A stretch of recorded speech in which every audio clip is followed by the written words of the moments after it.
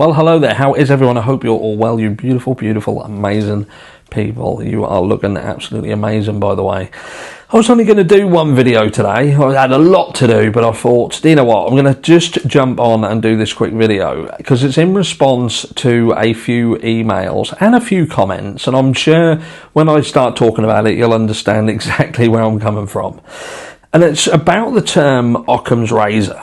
Right, because so many people want to talk about Occam's razor in the Idaho 4 case, and the vast majority of people who are using this terminology are the guilters, the people who are 100% balls deep in Bryan Kohberger being guilty. And look, I get it, because I also see channels who these channels that talk about other channels and what they sort of talk about, and even the channels that themselves are kind of guilters, and they talk about the channels that they call them pro Kohberger, and it's not really about being pro Kohberger, it's just about the reality that in the Idaho 4 case some of us just haven't seen enough evidence. And if I see one more person make this stupid fucking statement, and that is that within the PCA isn't about putting all of the evidence into it. Do you know what I mean? The PCA is about listing, this is why we are arresting this person. We're requesting an arrest warrant,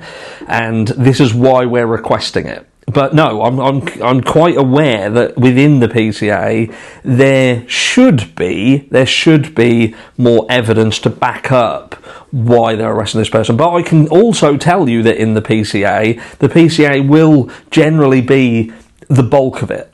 You know, we want to arrest this bloke because there was a murder in this area, and at the time that this murder took place, and we know it took place at this time because we've got this witness who saw someone in the house who shouldn't have been there, leaving, yada, yada, yada.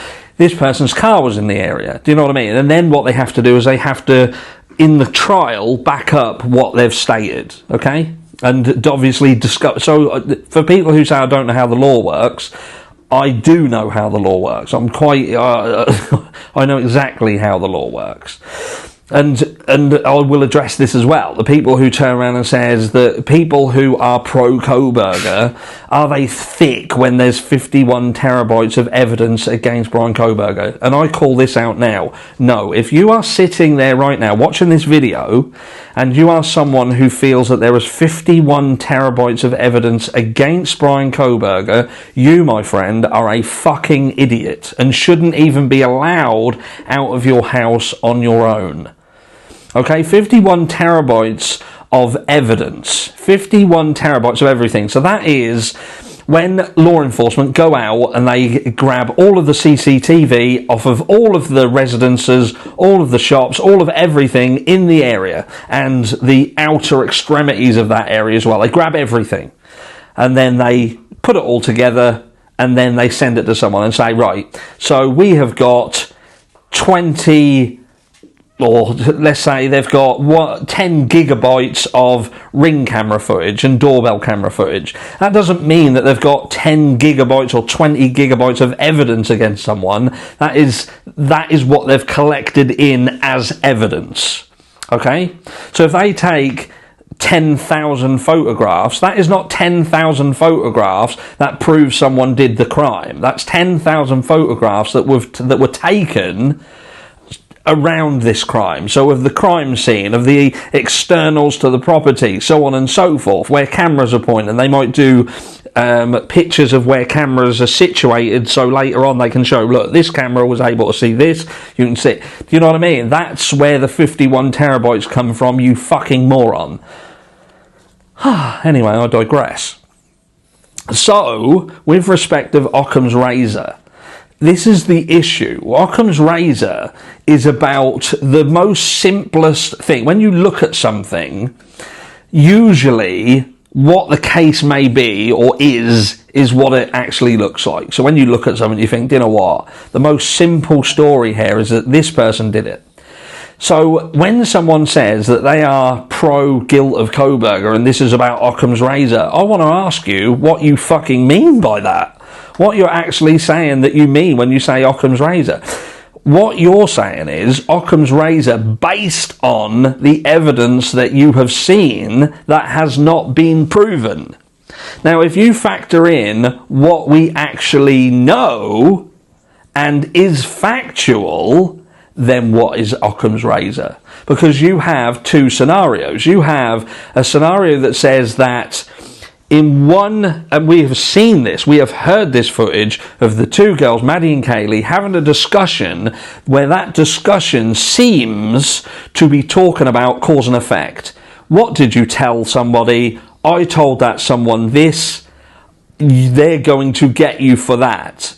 So what did you do? I did this. There's going to be a repercussion to that action. That's what we've seen and heard. Factual. Then you come across to another proportion of this, and that is the same two people who were talking here, Kaylee and Maddie, later on would go on to try to contact someone approximately 10 times. So Occam's razor wouldn't necessarily, based on what we know as fact, point towards Bryan Kohberger being the perpetrator of this crime. Occam's razor only comes into effect when you take into consideration what has yet to be proven. We don't know that the car that they mentioned, the white Hyundai Elantra, is in fact Bryan Kohberger's. That has not been proven. And even if they prove it, we do not know that the crime took place when that white Hyundai Elantra was actually there. These are elements that have to be proven beyond a reasonable doubt, that this crime took place at this time. Or, if it in fact can be proven that it happened in this time, because Kathy Mabbutt doesn't seem to think so, or didn't seem to think so, again, this is what we're dealing with. So again, when you talk about Occam's razor, I would be interested to fully understand, if you are pro-guilt of Kohberger and you say, look, it's not about caring whether you're pro-guilt. If you have taken things into consideration and came to a conclusion, and you can back that theory up with anything other than conjecture, then so be it. But let's not forget that this person could face the death penalty. So we have to be right. It has to be 100% certain. Now, can you 100% be certain that Bryan Kohberger deserves to die for this crime at this point in time? Because I just can't. I'm not saying that may not come later on. It's just at this time I can't. Now, some people would say, well, you're just stupid then. You're just thick. You look at stuff and you don't understand it. No, I understand that what has been placed out as evidence in the public eye isn't enough to convict. And I also know from what I can see happening is that the defence team also don't have enough information. They're still trying to get the information.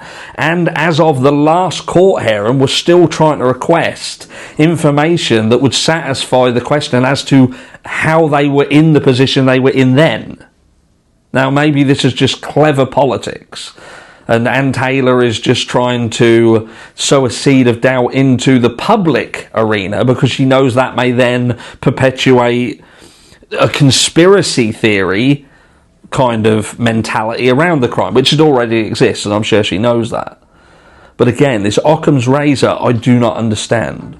You can't say Occam's razor and base Occam's razor on stuff that hasn't been proven, which is just conjecture at this stage, until it's proven otherwise. Let me know down below. Occam's razor in this case. What is the real Occam's razor in the Idaho 4 case? I'll catch you all tomorrow.